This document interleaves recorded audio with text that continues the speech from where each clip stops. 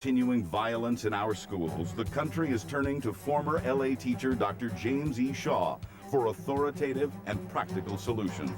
His acclaimed book, Jack and Jill, Why They Kill, is published by Onjinjika Publishing, the Betty J. Eady Press, and is based on his personal interviews with more than 100 teenagers who were convicted of homicide. Dr. Shaw's unique insights have led to numerous guest appearances on leading national news shows. Here are some recent clips. We're going to talk a bit more about the poll that we have taken, and our guest is perhaps the foremost expert on young people who commit murder. James Shaw, an attorney and educator, spent 4 years interviewing more than 100 young killers, and he's turned his work into a book which is called Jack and Jill, Why They Kill. And what they're doing is they're trying to bully-proof their campuses. And we have to ask the question, is this the way to bully-proof America? In part, it is. Students will get the message that if you make bullying gestures, that you're going to get kicked out of school, you're going to get expelled. But bullying, from my research, starts sometimes at home. Often students are not bullied at campus, they're bullied at home by peers, by siblings, by parents. So parents have to understand that they have to participate in this rescue effort of our children, because far too many children are going to school to get executed, not educated.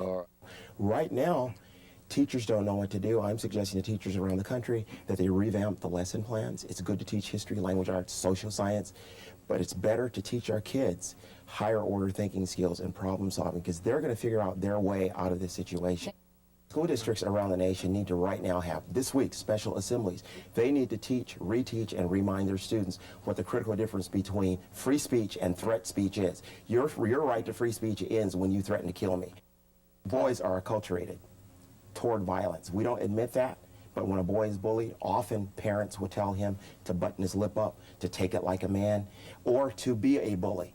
We're finding, in fact, Centers for Disease Control says that yesterday's victim of bullying, I should say, is today's bully. He couldn't beat him, so he decided, if I can't beat him, I'll join him.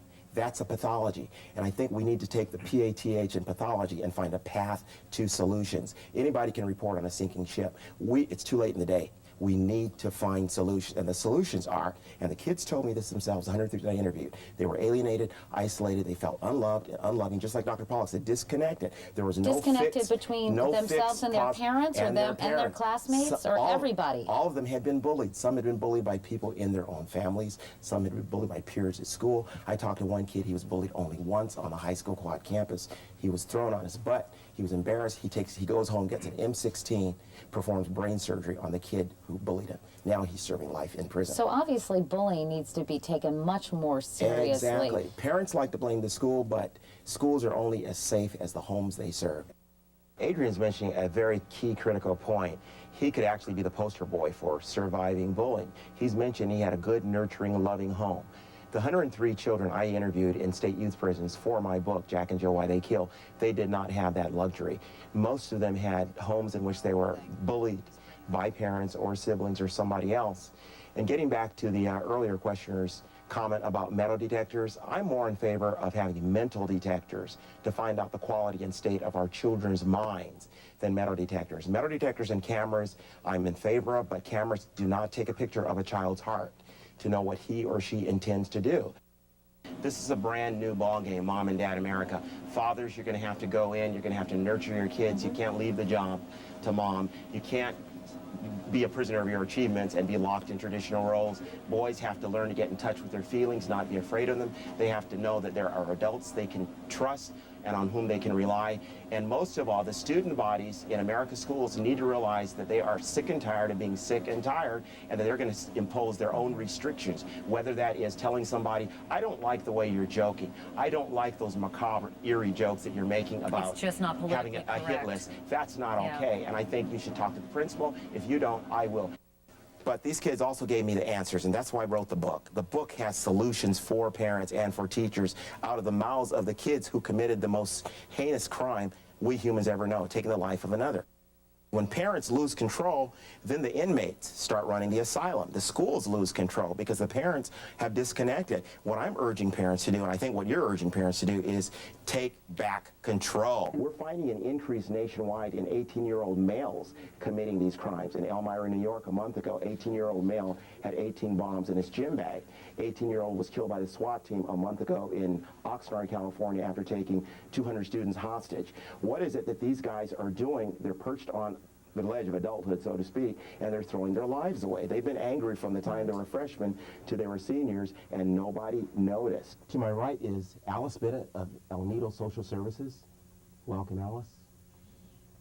Casey Brown, a dean at North Hollywood High School. Hello, Casey. Dr. Richard Cervantes, who's a crisis psychologist from Los Angeles County USC Medical Center, and Ms. Key McFarland, a social worker with Children's Institute International. Welcome to you all. What I'd like you to do right now is focus on somebody that you inflicted pain upon. Admit to yourself that there's somebody in your life that you might have bullied.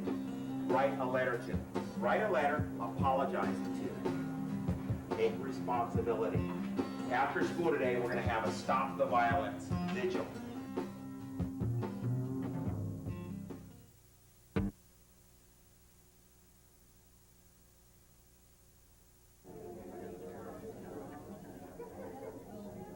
I really enjoyed being here. I'll tell you, this was great. Keep up your good work. I certainly will. How are you? Good. Thanks for getting the book. Thanks again. God bless you.